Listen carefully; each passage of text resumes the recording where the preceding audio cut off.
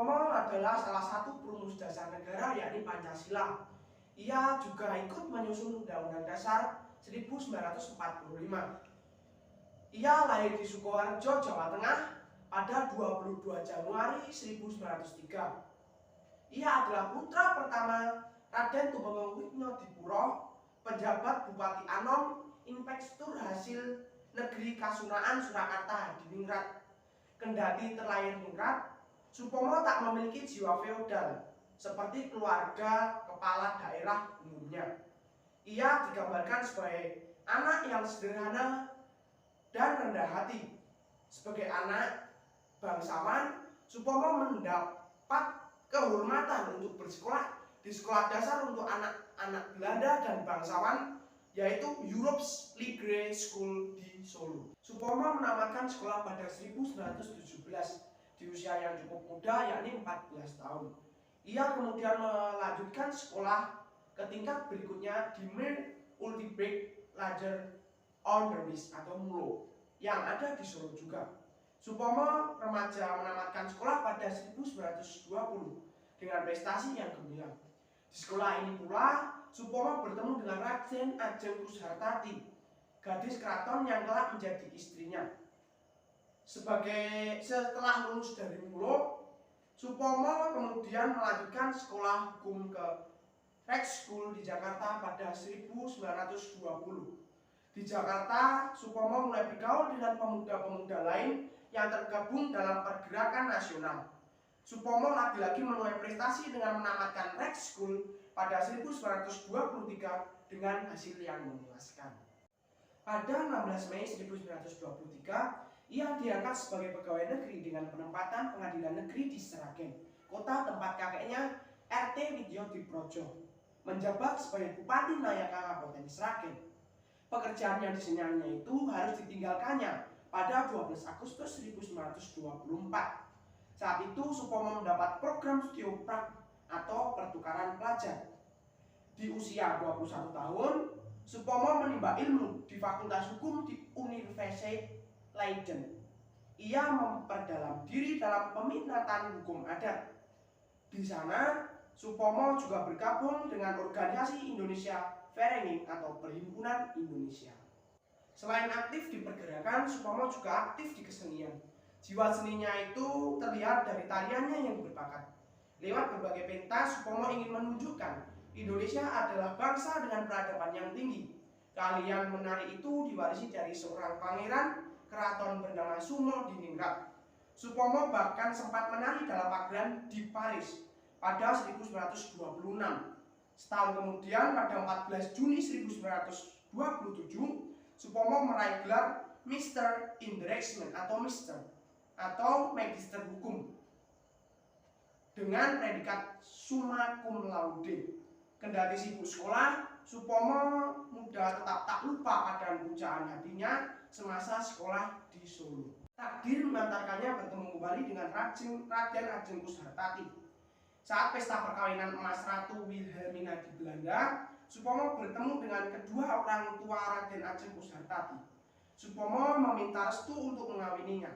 Perkawinan pun dilaksanakan di Indonesia. Setelah Supomo kembali ke tanah air, Supomo menjalani beberapa profesi, di antaranya Ketua Pengadilan Negeri Yogyakarta, Direktur Justisi di Jakarta, hingga Guru Besar Hukum Adat pada Rekbok School di Jakarta. Pekerjaan Supomo mengharuskannya meneliti ke lapangan.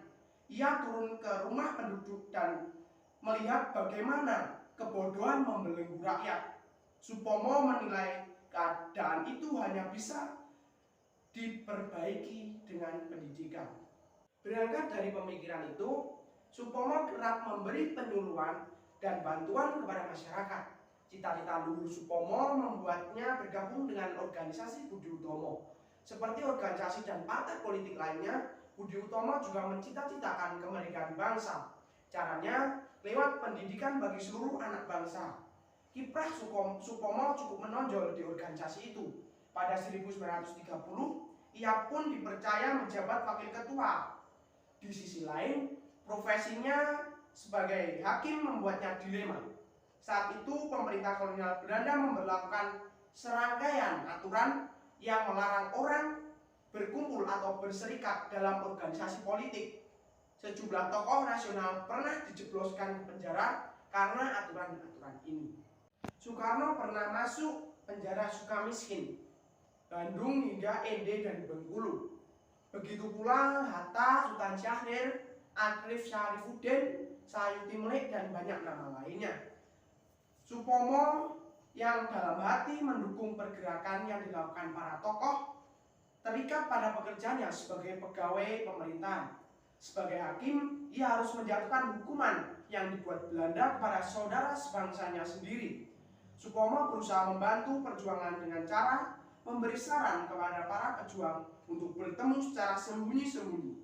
Ia juga kerap mendebat aparat polisi yang menangkap pejuang. Memasuki masa pemerintahan atau kedudukan Jepang pada 1942, Supomo melakoni peran baru sebagai Mahkamah Agung atau Saikohoin dan anggota Panitia Hukum dan Tata Negara. Setahun kemudian, ia diangkat menjadi Kepala Departemen Kehakiman atau Shijobuko. Supomo menerima pekerjaan itu karena di era pendudukan Jepang, para pejuang memilih tak melawan dan kooperatif terhadap militer Jepang yang keras. Jepang yang awalnya dipercaya sebagai saudara dari timur, malah membuat kehidupan rakyat makin terpuruk. Kebijakan Jepang yang asal-asalan membuat rakyat hidup sengsara dan kelaparan. Rakyat terus menagih janji Jepang untuk memberikan kemerdekaan Indonesia. Perang Dunia Kedua yang menghimpit Jepang pada 1944 mengkhawatirkan banyak pihak, terutama Supomo. Para tokoh pergerakan khawatir Jepang batal memberikan kemerdekaan yang dijanjikan. Jepang tak bisa berkelit. Untuk melunasi janjinya, mereka membentuk suatu badan yang bertugas mempersiapkan dan merancang berdirinya negara yang merdeka dan berdaulat. Pada 26 April 1945, Dokoichi Shunbicho Sakai atau Badan Penyelidik Usaha Kemerdekaan Indonesia (BPUPKI) dibentuk.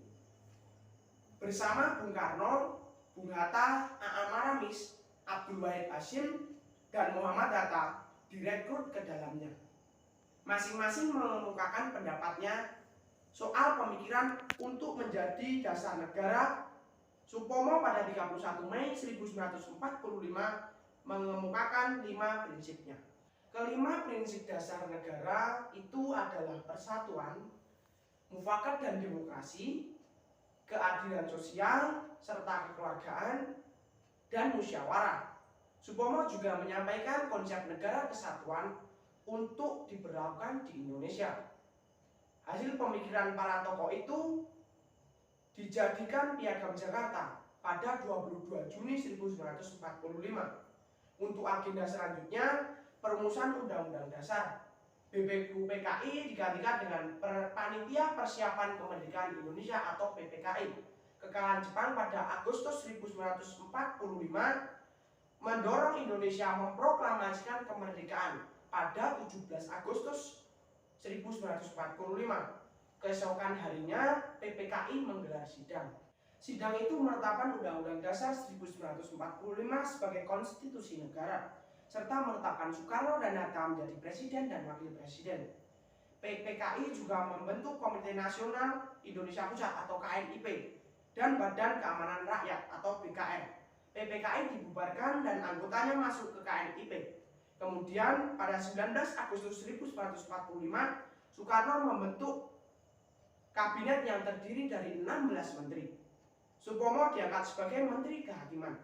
Penunjukan itu dilakukan Soekarno karena yakin terhadap kecakapan Supomo di bidang hukum.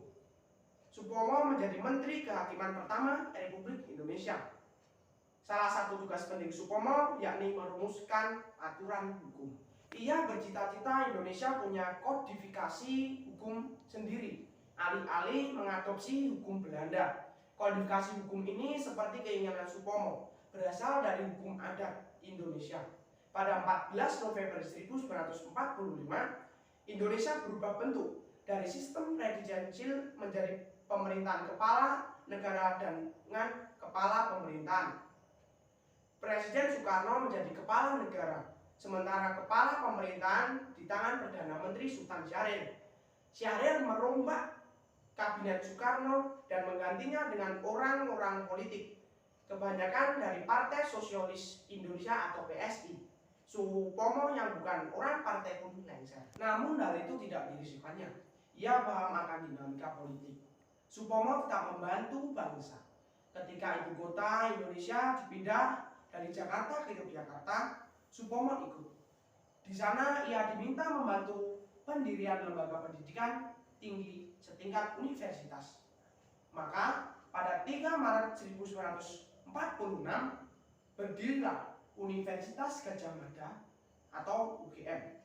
Supomo dituju sebagai guru besar di Fakultas Hukum.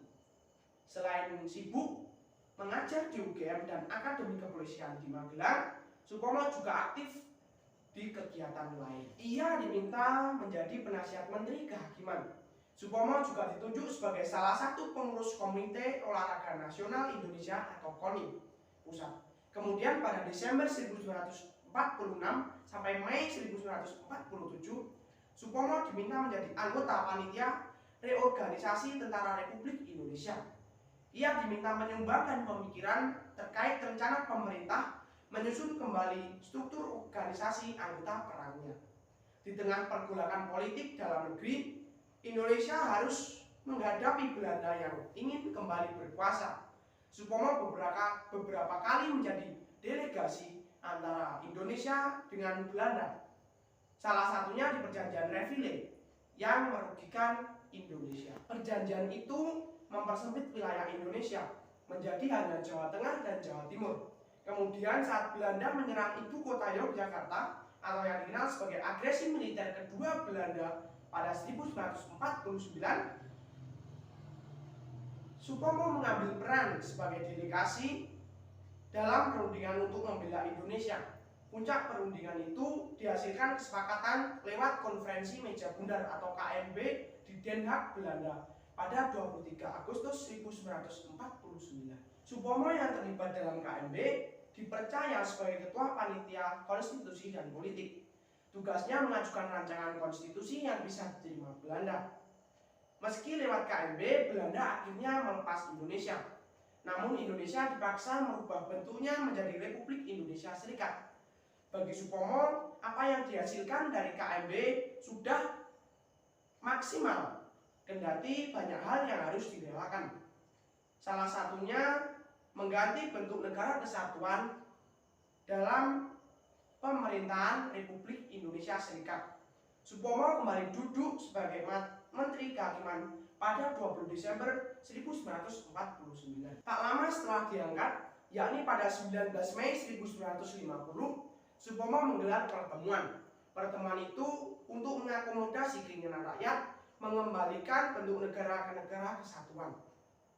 Setelah lengser sebagai menteri pada September 1950, Supomo diberi mandat sebagai anggota delegasi RI untuk menghadiri sidang umum PBB di Lek Sukses pada 13 November 1950. Lewat sidang itu, Indonesia dinyatakan sebagai anggota PBB dengan nomor urut 60. Selain itu, Supomo diangkat sebagai duta besar RI untuk Belanda. Tugasnya membina hubungan antara Indonesia dengan Belanda pasca KMB. Setelah Belanda, Supomo menjadi duta besar untuk Inggris dari 1954 sampai 1956. Di dunia akademik, Supomo yang juga diangkat sebagai profesor lalu Presiden Universitas Indonesia di tingkat internasional.